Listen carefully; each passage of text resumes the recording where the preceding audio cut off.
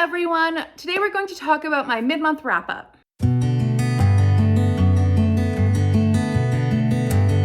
To be honest, I did not think I would have enough books to talk about by Friday night, and I'm filming this on Sunday. But yesterday I managed to read 2 books. I finished a few.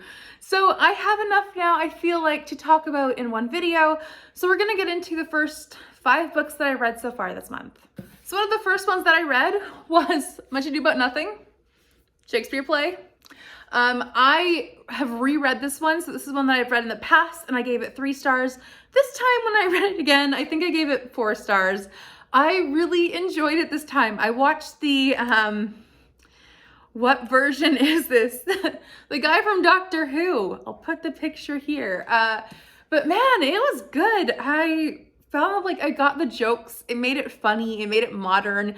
It made it actually real to me. And I think the thing about Shakespeare's comedies is I don't find them funny typically.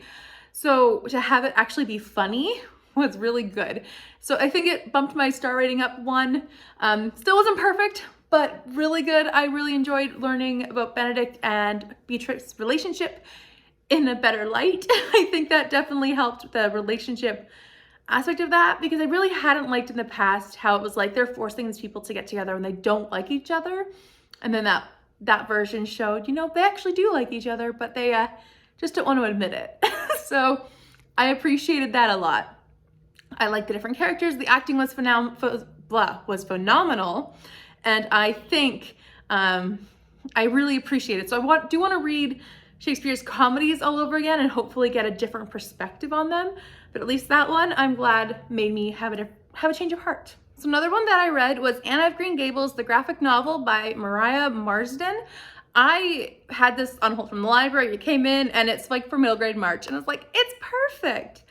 And man, was it so cute. I mean, it didn't understand and grasp the whole content of Anne of Green Gables, the novel, but it was good. I really loved how it showed the highlights of the book, but most importantly for me, and I feel like this is just my perspective going into books, I loved how it showed Marilla with migraines and or headaches, and how she would be lying down, and how it just showed it as a normal part of life, and Anne living with it, and her still being a parent figure to Anne. I just so loved that. And I feel like if anyone were to ask me, what book can I show my child that depicts migraines in a healthy way, I'd be like, read this graphic novel. This one showed, and it was like, not in a shameful way, which I think is my hardest part about migraine reading, is that so often it's viewed as a shameful thing to be forced to lie down or be forced to have a day off because physically you can't. And it didn't show that. It was just so wonderful, and I thought it was like beautiful representation. So if you want to read a book with good migraine representation and a graphic novel, and middle grade, Anne of Green Gables, the graphic novel. But yeah, it definitely didn't show all of the plot points of the book. It was 240 pages in graphic novel form, so definitely shorter, but at the same time, it touched on the highlights, and it was just a nice refresher in a way. But I really did love the Marilla parts, because I feel like it just showed so much justice to a disease that people don't talk about nearly enough. So, I mean, I'm passionate about it, as I do have chronic migraines, and so I am very excited to see that in a book. Another middle grade that I read was The Time Machine and Other Cases by Seymour Simon. This one came out in 1997, so it counts for middle grade March, as it is a 1990s book, the same year I was born, or the same decade I was born. And then it also was so much fun too. I mean, I was thinking about it and reading it, and I listened to it on audio. And first of all, I loved those books. Like, these are the type of books that got me into mysteries. So these books, or this book in particular, is about Einstein Anderson, if that's his last name. I've never heard of these books before. And it talked about him being a little science detective. And it was just, people were coming up to him and tell him, you know, oh, this is a thing that happened. He's like, that's not scientifically possible. And you'd have to guess why, and then he'd tell you. And I hated science growing up. I never had a great teacher at science. My parents weren't really gifted at teaching me science. I was homeschooled. So that was just not their strong suit. And honestly, anyone that taught me science, I never really understood it from. So I feel like if I had read these books, I would have really enjoyed science. I would have understood these things, because as I was reading this really short 1-hour audiobook, I was like, oh, I'm learning things as is. Like, why ketchup gets stiff in the bottom? Like, because that was one of the cases. And I'm like, I wish I had read these as a child, honestly. Like, obviously it's a little outdated with some things, but the whole science stuff was really interesting to me. I was like, I really wish I had read those as kids. So I'm giving it 4 stars, because as it wasn't as like plot heavy as I would love a normal mystery thing. At the same time, it was very reminiscent of those Clue books, if anyone remembers. I'll put a picture up here where I just devoured these things, read their mysteries, read the whole thing from like every word from front to back to try and figure out each mystery, each clue, and resolve it. And I love those things. So this reminded me of that so much. And I really enjoyed this series. I think I want to read more from this series because they were so easy to read. And you know what?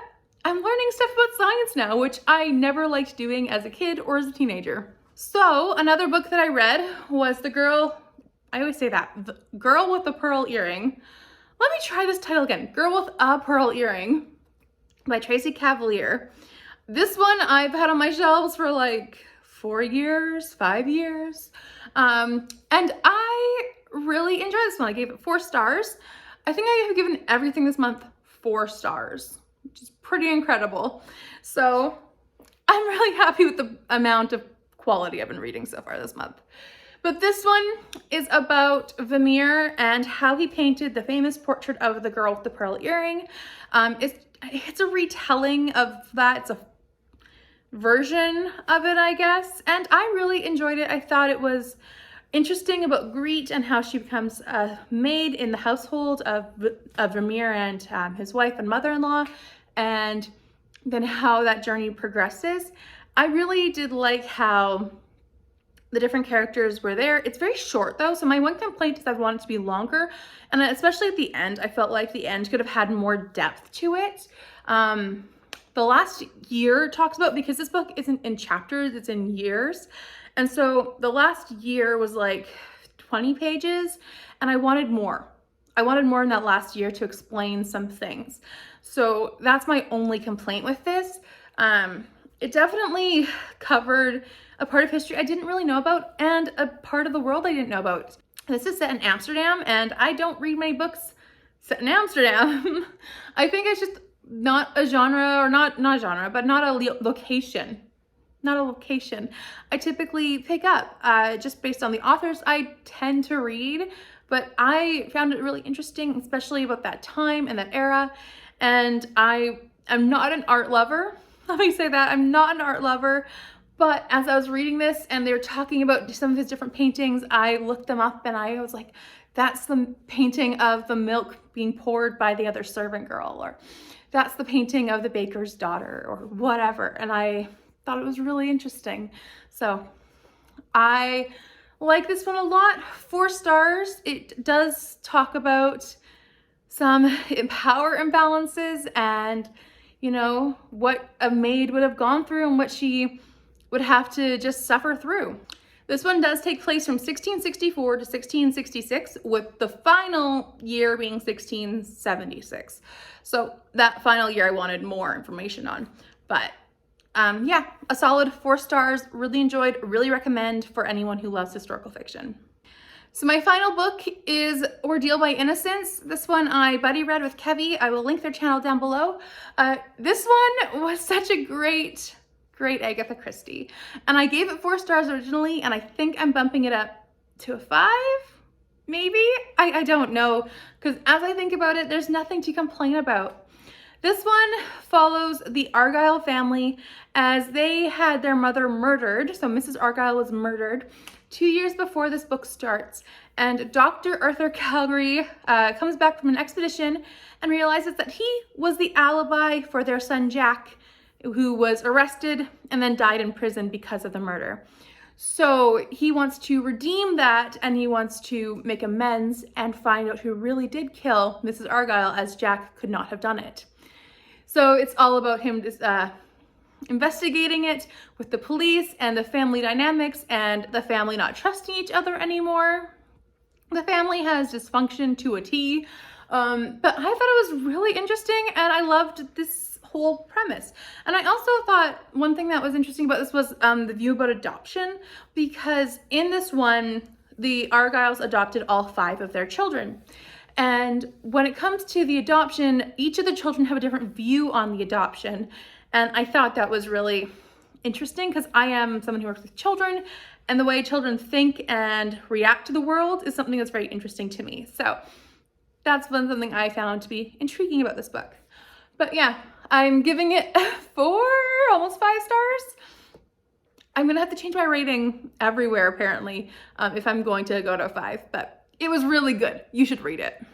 So based on the way my reading has been this month, I decided to change my entire TBR essentially.